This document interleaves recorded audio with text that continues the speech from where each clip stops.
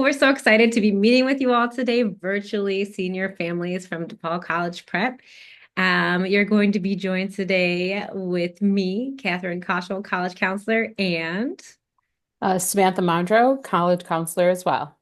and we're going to be talking about what happens after application submission. Our senior class is taking a big, deep sigh of relief now that they finish November 1st and maybe have a couple of deadlines for 15th or December 1st. But we're going to tell you kind of what happens after that and what we should be paying attention to because the journey is not over. So today on our program, what we're going to be doing is discussing some of our highlights for this early application season, and also letting you know how to move forward after submission. So looking at application and financial aid action items, evaluating what your college list is looking like right now, and then we have some special guests from our college admissions side of the world. Um, and then these are the exact topics. So Scott Carlson is going to be talking about the path of post-submit application. And we have Erin Monroe on how to engage colleges. And then we have a couple of questions on the end that we ask our admissions reps to address that are common questions that come up with our families after submission. Here's how you can connect with us. So we are still here for your students and your families. I just actually had a student pop in my office with a quick question, and now is some great downtime to reflect or ask any lingering things that are in your mind. And here's our calendar links, and you can use the QR code to schedule with us.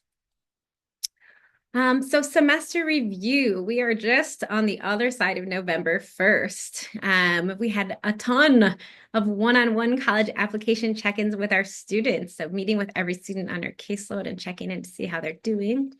Essay review, English 4, did some more essay work at the beginning of the semester, and we met with students individually on their personal essays and are still looking at supplements. So exciting.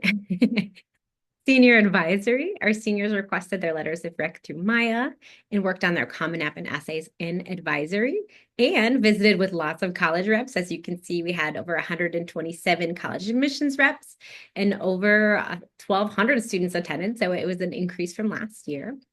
We did several parent events and we saw a lot of you there. So we had our senior college kickoff in person and then our financing college pews in October. Some highlights that we are really excited about. So for the Posse Foundation, which is a really awesome scholarship program where students can get full tuition to some very specific schools in the United States, we had 22 nomination spots. 11 students were semifinalists, and we have 9 finalists. So it was a lot this year. We also had 5 Posse Arts nominations and 1 semifinalist for that. 1 Gates Scholarship semifinalist. For the College Board National Recognition Program, which is based on the PSAT and their scores, we had 2 National Merit Commended students, 1 National Merit semifinalist, and 15 National Hispanic or Black Recognition Awards for their scores on the PSAT. We also had 10 Chicago Scholars, which is a program supporting low-income or first-generation students, and approximately 48 admissions interviews were held at their on-site admissions event in October. So our students got to interact with colleges like University of Michigan, Pomona, all sorts of places that they got to interview with as part of this program. We have a ton of applications that we processed this year. Last year was about 2,000 applications. As you can see, the class is a lot bigger this year, and they were submitting more apps.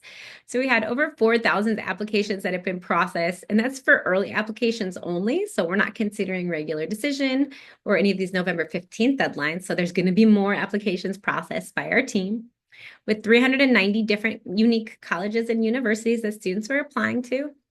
514 different letters of recommendation written and processed. And we had 47 students who chose to do early decision, which is an increase from last year.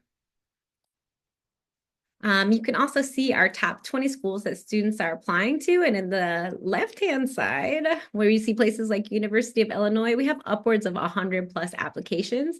So almost a third to a half of the class applying to certain places on the side with University of Illinois, University of Wisconsin-Madison, Iowa, Indiana, and so on down the line. So you can see that our students are gravitating towards our Midwest Big Tens. We love our Colorado destinations, a little Arizona, a little warmth. And some of our Southeast friends are gaining in traction as well, like University of South Carolina, Columbia is up this year from last year, and University of Tennessee, Knoxville. I'm going to pass it on to my amazing coworker, Samantha Mondro, to cover what mysterious things are happening after you submit and what kind of things should you be paying attention to because the race is not over. So I'm going to mute myself and pass it on over. Hi everyone. At this time, colleges will be sending you lots of emails, and you should be checking them. So, a good suggestion that we have to kind of siphon through all of the email that you're receiving in your inbox is to separate folders for each college, because that way you can stay nice and organized. So, all of U of I's emails go with U of I, and Madison go with Madison. You're probably still receiving emails from colleges you haven't applied to and aren't applying to or are not planning to apply to. It is important that you read all of your emails. And my other favorite thing to tell my students is to make sure that you are logging into your admissions portals. This is a great place to check your application status, see if you're missing any materials. If you have chosen to send your test scores, you need to make sure that you are sending the official copy if they are requesting it. Some students decided not to be test optional and decided to submit their test scores or for even super scoring. It is important for you to be knowledgeable if your college needs to have your official score report sent directly to them from the ACT or SAT organization. The other thing that students should be looking out for is the self-reported academic grade reports. UIUC has its own portal. That deadline was actually last Friday on November 7th. And Clemson is another big school that uses the SRAR, including University of Tennessee at Knoxville. So it is imperative that students go in and input all of their grades at this point to make sure that their applications are fully complete. We can go to the next slide, Ms. Kaushal.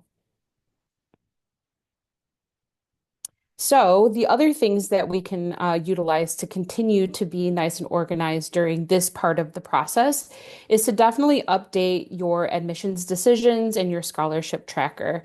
Last year, when you were juniors, you received an application process tracker. That is a really wonderful spot to stay nice and organized with all of your applications.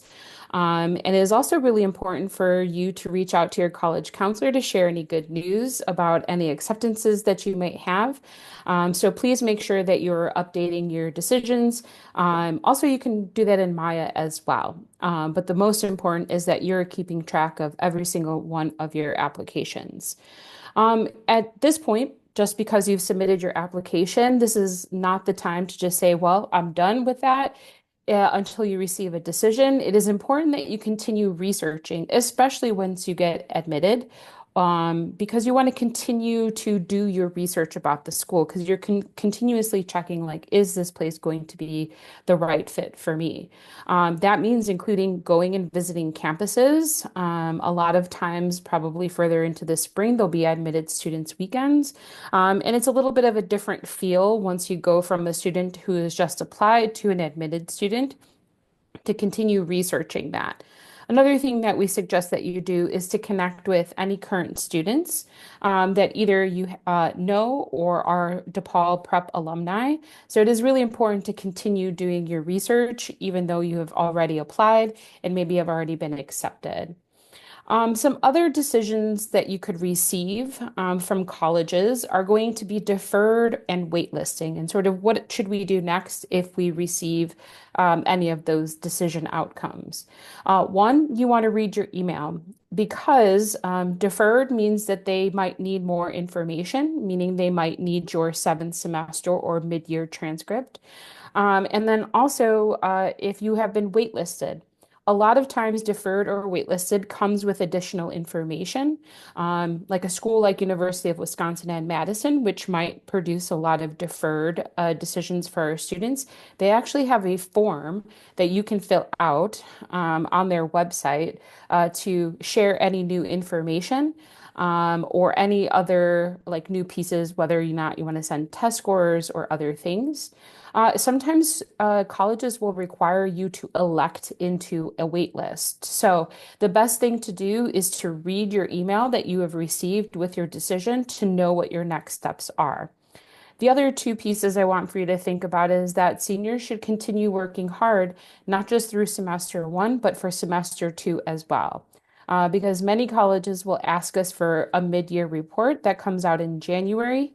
And then at the end, when you choose to enroll, we are going to have to send a finalized transcript with all of your senior grades.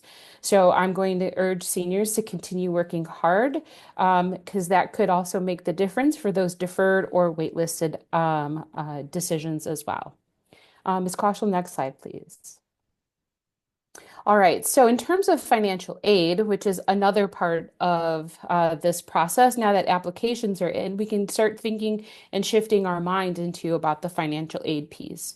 So as of right now, this is open, which is first financial aid application we'll be talking about is the CSS profile. Now, not every single school requires the CSS profile. It like schools like Michigan, Notre Dame, and Denison are schools that require it. If you go on their website, they will let you know what their deadlines are. For some of them, they actually would want for you to get it submitted by, say, mid to late November. Some also have deadlines into January as well. But CSS profile is through the College Board. So you should be checking your applications to see if they require the CSS profile because it has opened up already and is available for you to fill out. The next part of the financial aid piece, this will apply to almost every single senior, is to complete the FAFSA for the 25-26 school year. Now, the latest update is that hopefully FAFSA will be open on December 1st for students to fill out.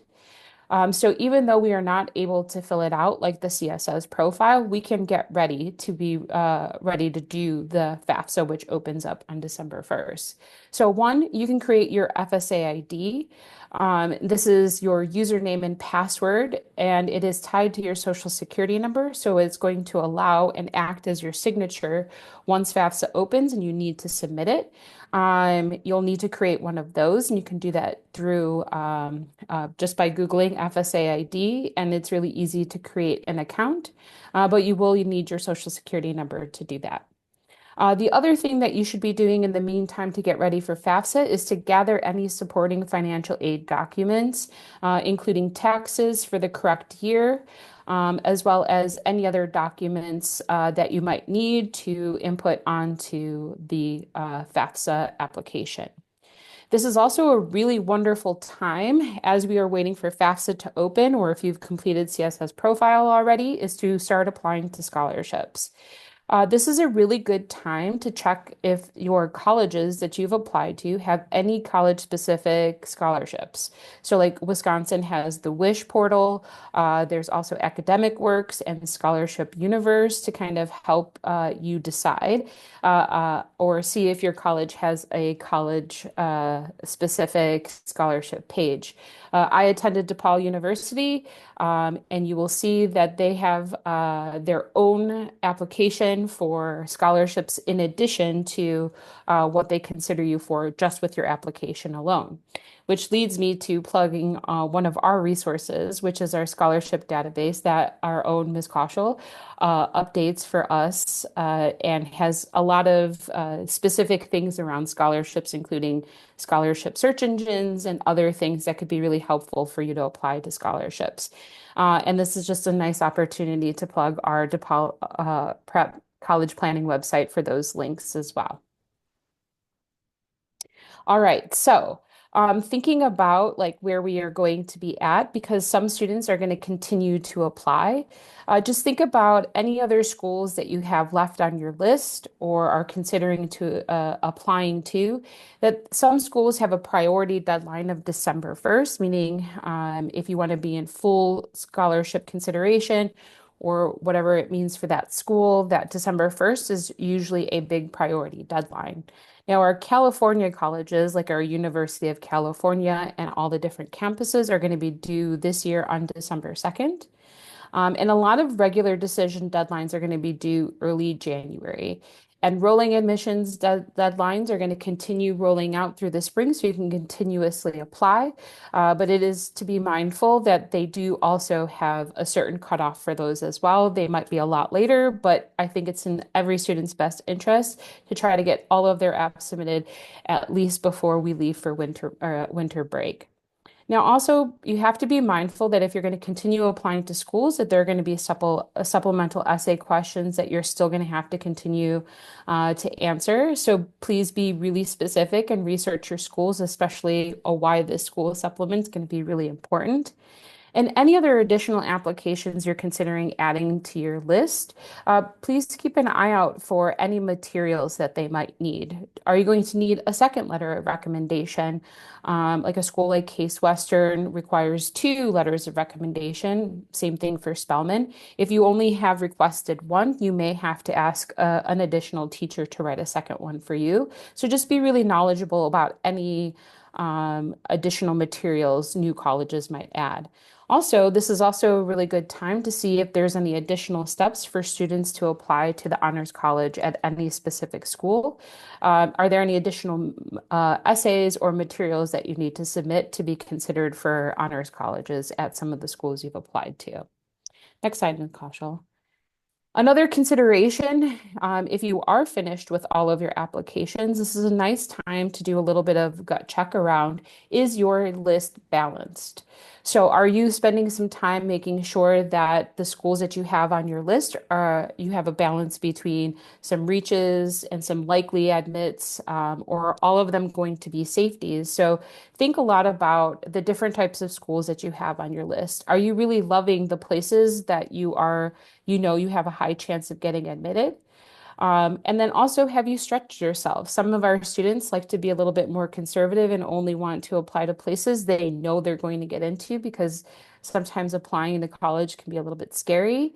But you also want to think to yourself, like, do I need to stretch myself? And that could mean a lot of different things, whether it is about your likelihood of being admitted, or also thinking about distance or being out of state, whatever makes sense for you and your family. The other thing that would be a good thing to have a lot of conversations around is having real talk with your family about finances. So thinking about not necessarily just coming down to how much it's going to cost, but thinking about other expenses that come into the process as well. So if you're considering going off to California, how much do plane tickets cost? How frequently are you thinking about coming home? So, this is a really good time to have conversations as a family about making sure that the financial aspects of like your safety schools are going to be where your family wants to be financially in terms of your lists. Uh, the other thing I want for you to think about is like, are you happy with all of the colleges, and would you be happy at all of the colleges that you have on your list? Sometimes our students like to apply to places where their friends are going, but they might always be a good fit for your student. So it would also be in your interest to have conversations like, can I see myself being really happy at this school? So these are just some things we'd want for you to consider as we spend this time waiting for decisions to come back. And at this time, we're going to start hearing from our college friends in the admissions world. So after this, we're going to kick it over to Scott Carlson, who is going to be our regional admissions director from Elon University, to talk a little bit more with you about the next steps in the process. All right, thank you, everyone. Hello, DePaul College Prep community. We're so excited to have our college panel for you today and continuing the college conversation. Joining me today is Scott Carlson, who's the Regional Assistant Director of Admissions from Chicago, or in Chicago, and he's from Elon University. And I'm going to let him talk to you about the mysteries of what happens after you hit submit. Take it away, Scott. Perfect. Well, yes. Well, hi, everybody there in Zoom world watching along here. So thank you guys so much for having me here tonight. I'm very excited to be with you all. This is now my 11th year in college admissions. I always kind of like to first kind of talk about, because throughout the presentation, I'll be highlighting a few different types of universities, which I think are pretty popular with a lot of DePaul Prep students. This is now my third year with Elon University. Before I worked at Elon, I was the regional counselor for the University of Illinois Urbana-Champaign. I worked with all the northern and western regional high schools here in the Chicago suburbs. And then I spent my first 3 years actually working for the University of Iowa as their West Coast regional, living in California, recruiting the West Coast. So three very different types of institutions in regards to review and what they're looking for in an applicant for admission to the university. So I'll give you kind of three different types of scenarios into kind of what happens after you hit submit on your application. I think it's first good just to back it up a little bit, just to kind of remember about these key kind of deadlines that are going on right now. Really making sure you're paying attention to not only the deadlines for the application, but also the deadline for like honors programs as well as scholarships. Because even though maybe school might be a rolling admission school, it doesn't mean that they're rolling for scholarships as well as for honors programs. So there might be certain deadlines and making sure you're keeping track of all that through this process. There are a lot of schools out there, though, where you're going to see something called early action or early decision. The difference between the two is that early decision is that binding admission offer. It means you are all in on that university. You don't care what financial aid is. You're basically applying sight unseen. And if you get admitted to that university, you are withdrawing all other applications you have out there and enrolling at that institution. Now, my university, Elon, we do offer early decision as well as early action. Early action is different. Early action is non-binding, which basically means you can truly apply anywhere you want and still the opportunity to choose where you want to go for the fall that next year. What's great about early action versus like applying, let's say, like regular decision is that early action, it really still shows the school that you have a big interest in them. You're applying early, usually by like November 1 or November 15th, are usually kind of like the two bigger deadlines for early action. And you're just showcasing that interest in that school by getting the application in nice and early to them. Regular decision is basically like the very last shot to apply to that university, usually a January, maybe an early February deadline for a regular decision. Definitely making sure you get all materials in. And I would say still probably reaching out just to showcase a little bit of interest in that school, since you are not applying by their early deadline, you're applying in their regular pool deadline. Rolling admission, there is no official deadline besides usually May 1st. When you have to basically get enrolled to the institution. Now, it will vary depending on the type of school out there. So definitely it is good to get your application still in, I would say, the fall timeline, but it is nice with rolling admission because you're not finding out by a certain date. You're usually finding out anywhere between 2 weeks to like a month after you hit submit on your application. So it's a lot quicker of a turnaround. It's all based on when you hit submit on your application with when you'll find out what your admission decision is. Whereas early action, early decision, and regular decision, they have a deadline you apply by, and they have a date that all their admission decisions get released. So it's a little bit more structured with those three deadlines versus rolling, where it really is based on when you go ahead and hit submit on your own application to get that admission decision. So when you're hitting submit, now what happens?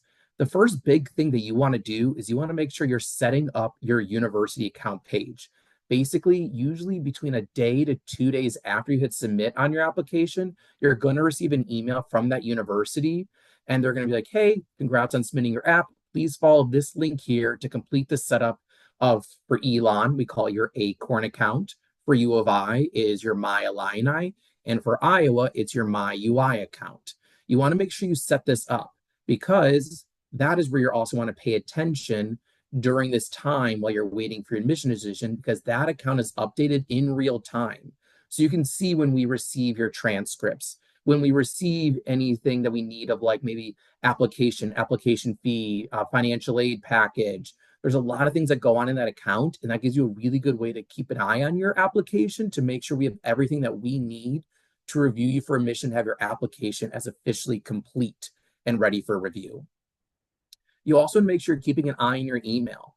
A lot of universities, we will offer a variety of virtual events now, as well as in-person events in your area while you are awaiting that admission decision. And you don't want to miss out on those opportunities. Like maybe they're doing a big webinar, Zoom presentation on their scholarship programs and how to best apply for these programs. Or maybe their honors program they're doing a presentation on. Or maybe they're doing some big event in your area where you can go out to that night and meet with these people in person. So definitely a great thing to keep an eye on is that email so you don't miss out on any potential opportunities to strengthen your application or also to give yourself extra opportunities for things you want to do if you're, I would say, admitted to that school, like honors or merit-based scholarships, maybe priority for housing, stuff like that. In regards to who is reading your application, that is unfortunately going to vary. With a school like Elon, if you're looking at maybe like liberal arts institutions or maybe private institutions, typically those types of institutions will review by territory, which means for me, being based here in Chicago, I read all of my Chicago students for admission. So what's nice is I live here. I live right here in the Southport area of Chicago, so not far away at all from DePaul. So I know what DePaul College Prep has to offer in regards to rigor, the type of curriculum, how students are involved there and enrolled, and type of things going on at the school. So I can best advocate for you when I'm reviewing you for admission because I live here, I know your school, and most likely I might have met with you throughout the process. And that really is helpful for you because it allows me to put more face to your name when I'm reviewing you for admission. I have more context than just your application that I'm using to review you for admission to my school. Then you have schools like University of Illinois Urbana-Champaign, which they review by college. Marquette University is like this as well, where it doesn't matter if the person you meet with me at your school, they may not be the one who reads you for admission because I am maybe that year only reading for our College of Business and maybe our College of Liberal Arts and Sciences. So if you're applying to, like, let's say our College of Engineering, I won't be the one that's reading your application because they get a lot more applications than a lot of schools out there. And so they have to break it up and they really specialize and train their readers in a certain area that you are applying for admission for because Marquette and U of I are both direct entry schools. So they're very trained in reviewing a student who's looking at engineering programs or business programs when they are looking at you. Now, that's not to say that you shouldn't still try to build a relationship with your admission counselor, even if they are not the one reviewing your application. Because when I was at U of I, before admissions went live, we did have to do a round of consistency checks where I actually did go through all my schools and I looked and reviewed them all to make sure that the admission decisions were lining up perfectly before they were released. So I had the chance that if I did have a relationship with you, I can go in and be like, you know what, I want this student to be re-looked at again for admission because of X, Y, and Z criteria that I know about that this student did not highlight in their application. So it's still worthwhile to get to know your admission counselor, even if they're not the ones reading you for admission. And then you have certain schools out there, like in Iowa, who, if you do apply with a test score and a GPA for admission, it is a formula that does review you for admission and not an actual physical full person. It's more computer generated, and they're looking at a bunch of key metrics. And if it lines up perfectly for them, you can get a nice auto admission then to that university. This is kind of like a Mizzou, an Iowa State, maybe even a Nebraska, those types of institutions there of how they're looking at you and reading you for admission. So what can be used in admission review? Your GPA and your grades, those are very important. That's the first kind of big indicator to see how prepared you are for college. We're going to look at your SAT or ACT test scores. We're looking at your core courses, certain subjects, as well as like your rigor. We're going to look at your essays, maybe a personal statement or supplemental questions we might ask, maybe demonstrated interest, letters of recommendation, extracurricular involvement, honors, awards, and distinctions, maybe the major you're applying with, or maybe even utilizing an interview. Now, it will vary for a school like Elon, like again, if you're looking at liberal arts schools, maybe a private school, this generally here in red is what they might be using for review, like a Tulane, maybe a SLU, maybe a Syracuse or a Butler or a Denver. A lot of these traits here might be used for you when looking at you for admission. Not to say that they don't all utilize other different factors, but I'd say this gives you a good idea of what they are looking at, with demonstrated interest playing a factor there, along with that letter recommendation, your involvement, Elon and a lot of these schools out here, these private schools and liberal arts, utilize what's called holistic review, which basically means they're looking at everything that's in your application equally and all together. They are not just like looking at like your GPA and your test scores and calling it a day. They do weigh all these factors in red equally for admission, which is nice because that means one bad thing can't like tank your entire application. Then you have a school like U of I, Wisconsin-Madison, and Indiana, a Purdue, a Michigan, where they are a little bit more of like, I would say, the selective public institutions out there that also use a holistic review for admission. They don't typically use demonstrated interest in review just because for them, U of I last year got over 65,000 applications, with a good amount of them and the majority of them coming from Illinois residents. So having demonstrated interest isn't going to make you stand out for them just because they're getting so many students from the state of Illinois already that it's not going to make a difference in your decision. So U of I, holistic review, just like a lot of these schools out there in the Big Ten, they will look at all these factors equally and all together when they're looking at you for admission.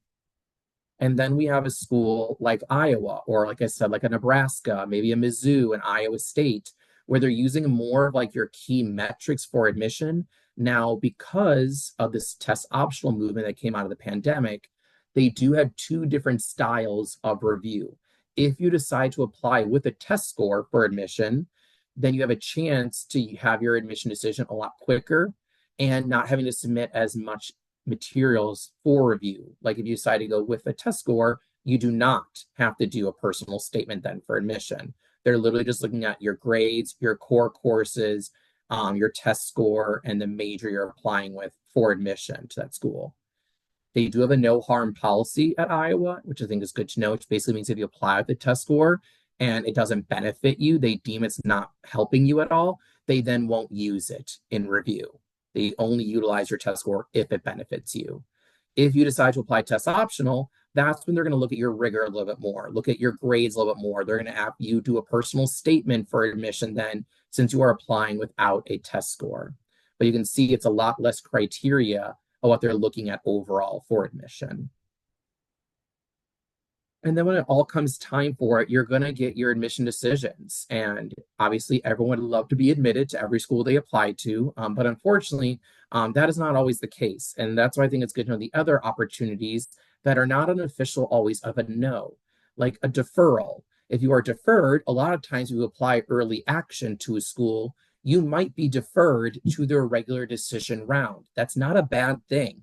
That means they didn't not want to outright deny you to their school. They saw a lot of things in you that they really liked, but they wanted to see how you looked standing up against their regular decision pool.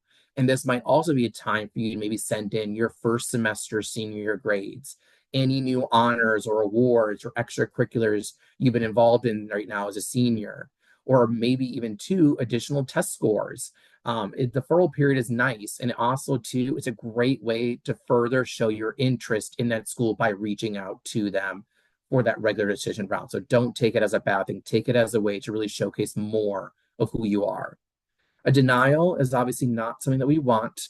But unfortunately, there's probably going to be institutions out there that you're not going to get into. And it's not to say that you're not a good student or you wouldn't be a good fit there. It's just oftentimes the applicant pool is really strong, or they only have so many seats that they just unfortunately don't have room. Like at U of I, I'll never forget, our computer science program there had about a 4% admit rate. They could fill the computer science program 4 times over the amount that they were allowed to do with students who had a perfect GPA and a perfect test score.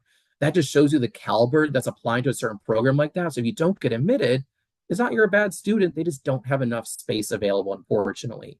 If you do get denied, ask about appealing. See if there's an appeal option out there. They'll let you know what that process is like. Maybe you can get reviewed for a different program now for maybe a better chance for admission, or maybe there's additional materials you can send in to then give yourself a better chance to be relooked at now to be admitted to that school potentially.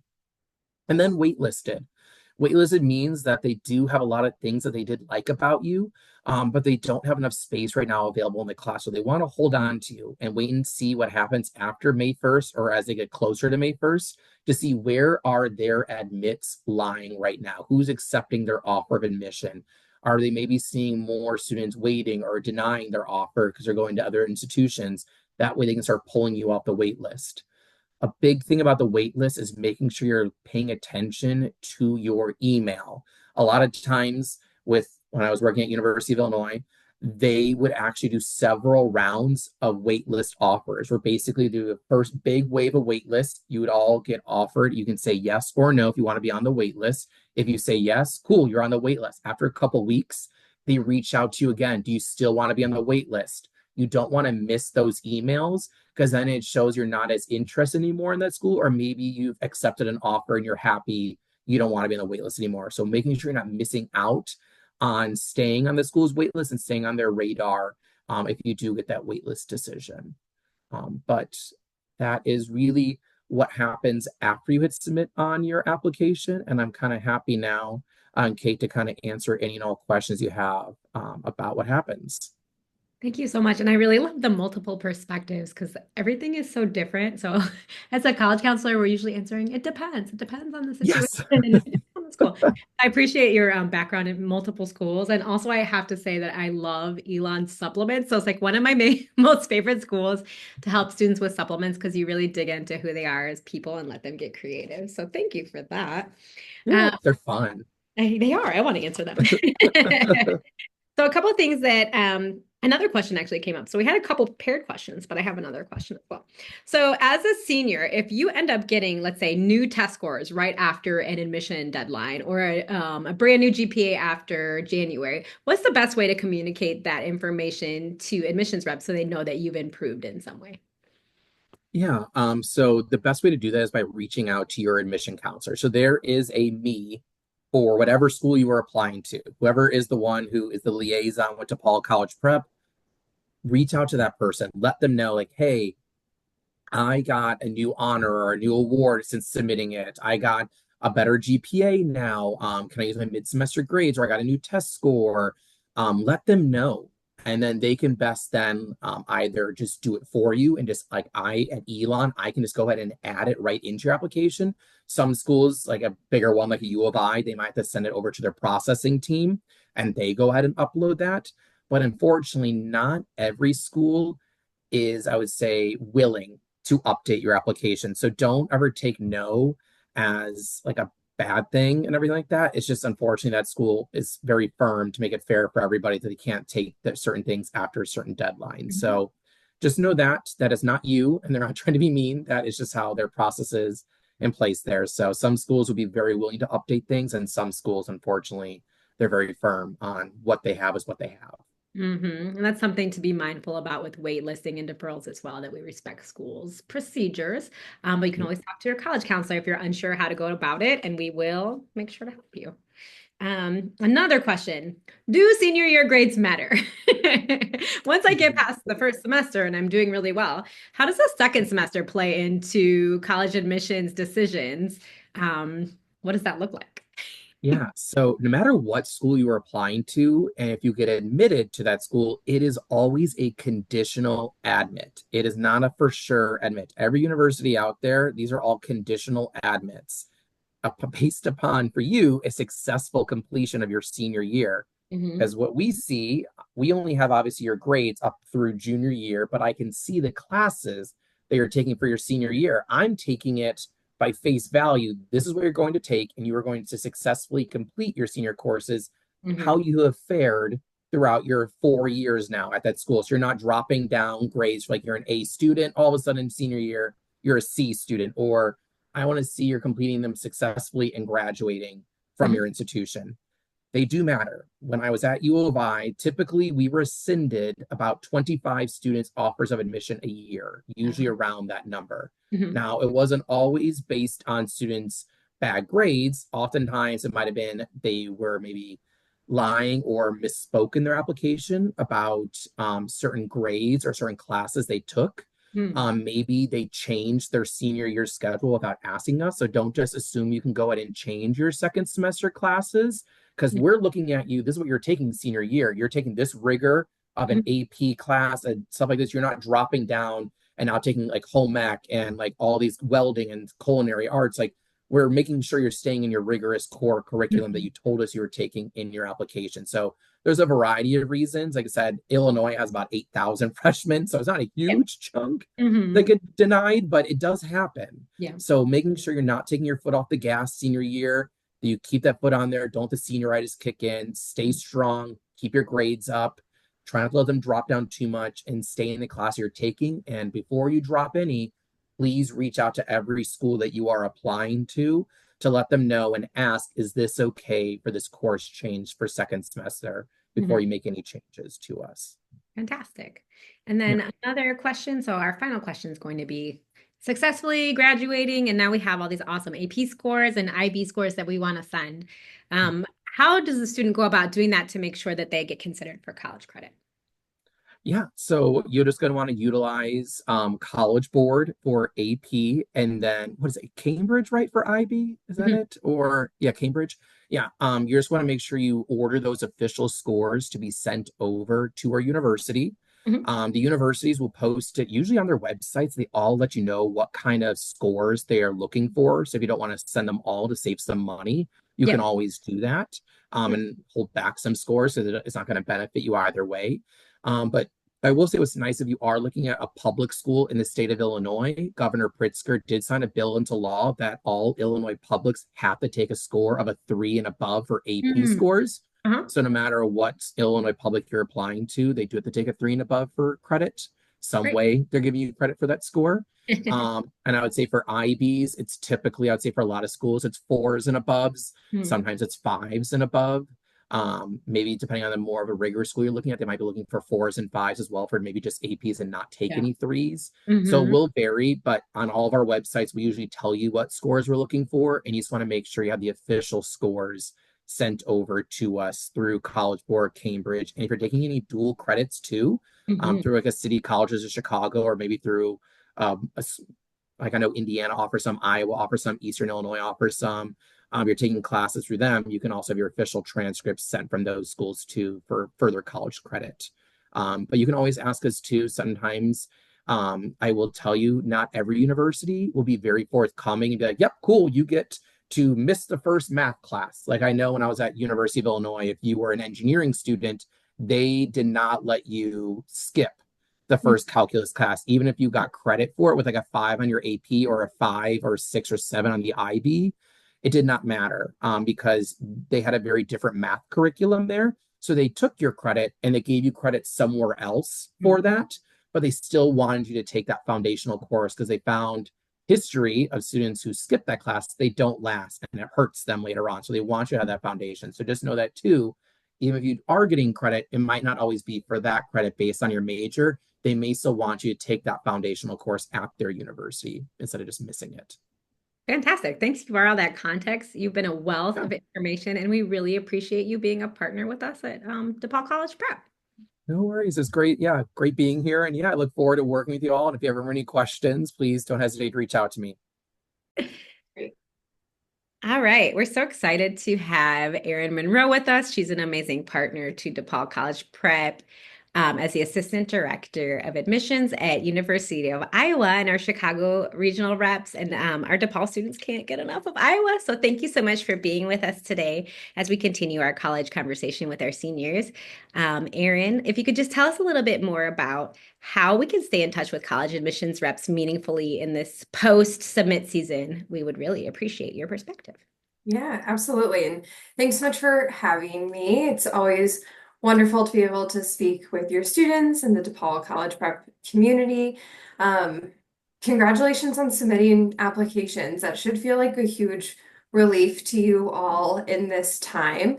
There are certainly meaningful ways to interact with colleges, but it's also your senior year. So make sure that you're creating space for yourself and self-care and enjoying this time in the holiday season with your friends, your family, your community. One of the ways that I think is truly the most important step in engaging with colleges is that we send you a lot of communication. Honestly, sometimes even too much communication, but that communication is being sent for a reason.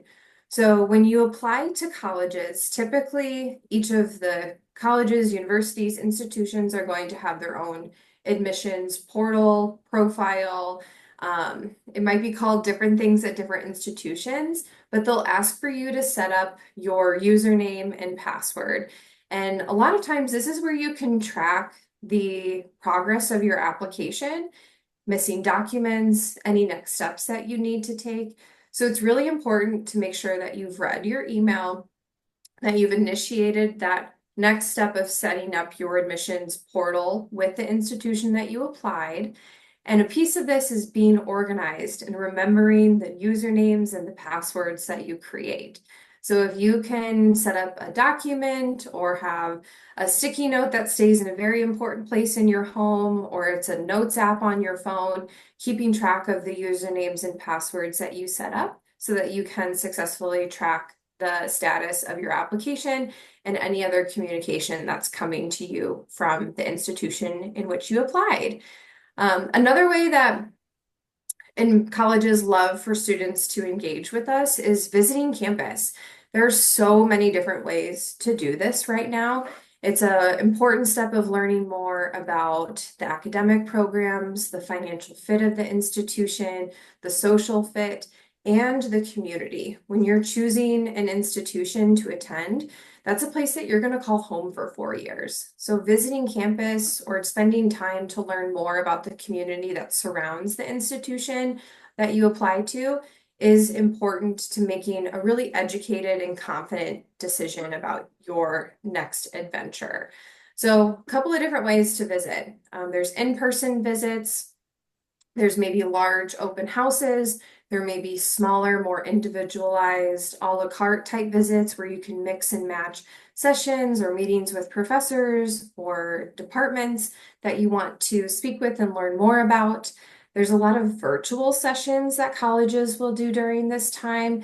I know in terms of Iowa, we're starting to gear up with communication going out about a housing session where we talk about housing at Iowa and where our students live, what our community is like, and what that housing application looks like. So look at email for invites to maybe even more specific sessions like that. A lot of our colleges, since the pandemic, also have virtual tours on our websites, and we have amazing social media. A lot of our schools will do student takeovers where a student will take you around for a day in the life of a college student, with their classes, their student organizations, what they do for fun. So following us on social media, whether that's Instagram, TikTok, Twitter, Facebook, YouTube, we're constantly putting out content that is geared towards you understanding more about what it's like to attend our schools.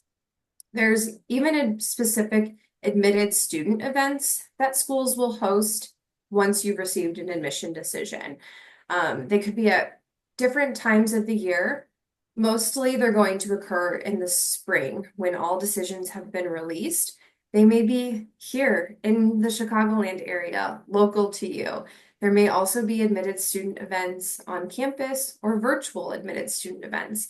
And that content is important because it's really geared towards those next steps of deciding if the college choice is right for you. So be on the lookout for special invites for admitted student programming. We're admissions counselors. We're here to counsel you through this process. So it's important to keep in touch with us and ask questions. That's our job, is to be able to answer questions, alleviate stress for you in this process, and share information. So don't be afraid to reach out to us, whether that's phone, email, or asking questions if you're visiting in person. We're here to help you throughout this process. Now, some schools will use things like demonstrated interest in making decisions, or it could potentially be something that may impact scholarships. This is not something that is necessarily specific to the University of Iowa in any way, shape, or form, but it would be important to potentially ask the schools that you've applied to if they track demonstrated interest.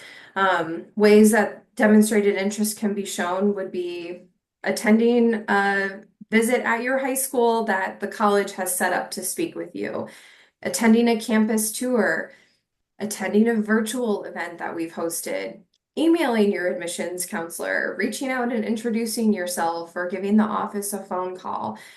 Some schools may use interviews in their admission decisions. They may be said that the interviews are optional, which oftentimes will mean it's highly encouraged. So reaching out to the schools that you've applied to see if you need to do an interview for admission decision, or if interviews would potentially help in receiving an admission decision. Lots of deadlines occur throughout your senior year, and this information is not meant to overwhelm you. It's meant to inform you so that you can plan. That profile that we talked about, setting up with your username and password and staying organized with that information, is a place where you can track a lot of the upcoming deadlines, but our schools will be communicating those upcoming deadlines with you via social media and through email. So there may be housing application deadlines throughout your senior year. Making a calendar and writing down either when the application opens or when that deadline comes up could be really helpful for you. There may be certain deadlines for sending in the FAFSA for priority consideration, deadlines for specific scholarship applications. These are going to vary depending on the school that you applied to, but reaching out to your admissions counselor, asking those questions, those are really easy answers for us to give. We're here to help you to make sure that you're aware of those deadlines. There may even be supplemental applications after receiving an initial admission decision that you would need to submit. Sometimes if you're wanting to apply to a specific college or an honors program or an honors college within an institution, there may be an additional application that you need to submit. So reaching out, asking if there's anything else that's missing or any other next steps for your application for full consideration for the programs that you're interested in is a great question to ask of us as well. To briefly touch a little bit more in depth in scholarships, something that's maybe not specific to each school that you've applied to, but just in general in terms of opportunity to create maximizing your financial aid opportunities would be applying for scholarships within your community, local searches, and using national search sites. I know DePaul College Prep does a great job of sharing resources and information that you can use to apply for future scholarships.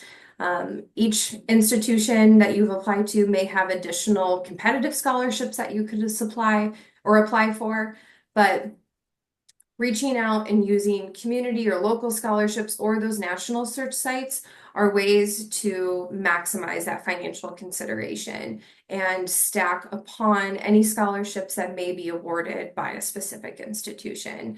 I always recommend for students who are using like national search sites to check out College Board or FastWeb. Those tend to be some really large resources that students can utilize. But most importantly, we want you to breathe and enjoy your senior year. I certainly understand that this time can be stressful and that there's a lot of ducks that you're trying to keep in a row, but we're really here to help you through this process. And you have great support at DePaul College Prep and with the admissions counselors and representatives from the various schools that you've applied. So don't feel that you can't reach out and ask questions. We are here waiting to help answer those questions. But also take a deep breath and enjoy this time during your senior year. Thank you so much for taking the time to talk to us today. I'm going to ask you a couple of questions about senior year. So one of the things that seniors often wonder about is what's going to be happening with their grades and what colleges will see at the first semester and also the end of the year. So what does that look like for Iowa as far as receiving 7th semester grades and any updated information for academics? Yeah, it's not required to send in that information. However, it can benefit you as a student. We'll accept 7th semester transcripts and updated test scores, or if you didn't initially apply with a test score, to reconsider you for any merit scholarships or to help with an admission decision. The last test score that Iowa would accept is the February 2025 test date. We need to receive an updated test score or an updated transcript by the April 1st deadline for any future scholarship reconsideration. Your senior year grades do matter. We don't want to rescind admissions offers if grades are trending downward, but you've put a lot of work so far into high school that we want you to still stay committed to preparing for college academics and demonstrating the success that you've had thus far in your high school career throughout your senior year grades. Fantastic. We try to reinforce that as well. Senioritis is real, but it's still very important to show how hard you work and continue with that progress. Another question, because you brought up scholarships, is we love scholarships and we love to promote them. Oftentimes, students think about them almost like an afterthought. So in April, May, that's when they're wanting to apply for scholarships. Yeah. When it comes to Iowa's internal scholarships, what are the deadlines like? And do you have any tips for kids as far as getting more motivated to do them? Yeah. I know it's not the most fun activity to participate in. I certainly recognize that. I was in high school once. I remember being a senior in high school and my parents telling me to sit down and fill out scholarship applications. And there's so many other things that I would have rather done with that time.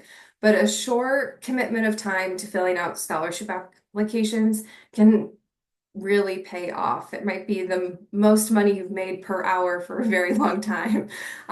So when it comes to scholarships at Iowa, when you apply for admission, you're automatically considered for merit opportunities with the academic information in your application. But in addition to that, there are competitive scholarships or departmental scholarships that you can apply for through something called the Iowa Scholarship Portal. A lot of other schools will also have like an additional portal that you can go into to apply for scholarships within certain departments or offices on their college campus. It's a really simple application. I filled it out with a student the other week and it took 7 minutes. Basically, if you have your transcript sitting next to you and you know who you are as a person, you can fill out that application pretty fast. The way that we do it is once you filled out the general application, it auto applies you to scholarships that you meet the minimum criteria for consideration. It then may also recommend other scholarships to you. And the recommended scholarships, you have to read a little bit more to see if you're the right fit to apply, and it may ask for additional documentation.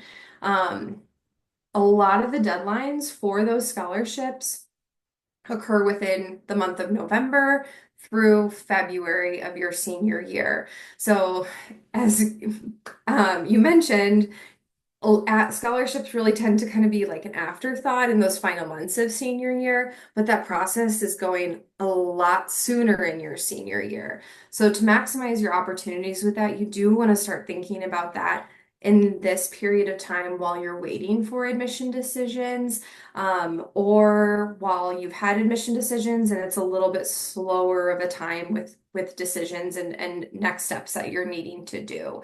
So I certainly recommend checking and asking questions to the institutions that you've applied to kind of start that process earlier in your senior year. I get a lot of emails March, April asking what other scholarships that I can apply for. And at that point, it's going to be too late for some of that additional consideration, at least for Iowa specific scholarships. That Iowa scholarship portal that I mentioned, if you do end up enrolling with us, it's something that carries with you all 4 years of your undergrad. And that's the same for a lot of other institutions that you can keep logging into this, updating your information and using it to apply for scholarships that would stack upon any merit aid that was awarded to you based off of the information in your application. So certainly think about putting that on your radar sooner rather than later in your senior year. Thanks, Erin. I would actually totally agree because many colleges across the United States have scholarship deadlines that range between November to February. And it does feel like a lot of pressure when you just got done applying, but Yeah. a way to maximize any merit money that was automatically given to you. Yeah. And I think some like rationale to include with that is if you're applying for federal financial aid using the FAFSA, we send out like financial aid notification letters that takes into account the information from the FAFSA in March or April of your senior year. So we want to be able to send all of your financial information together in one package, which is why deadlines for scholarships occur sooner so that we have time to review those applications and make decisions. So that when we send you your final information, it's going to include everything that you've been awarded as a student. that's fantastic. I thank you for that background so they can get a little better idea of like what they're looking forward to in the spring as well as financial aid offers. Erin, thank you so much for being with us today. We appreciate all your insight. We love having you on campus. And thanks again for joining us. Yeah, thank you. Go Hawks.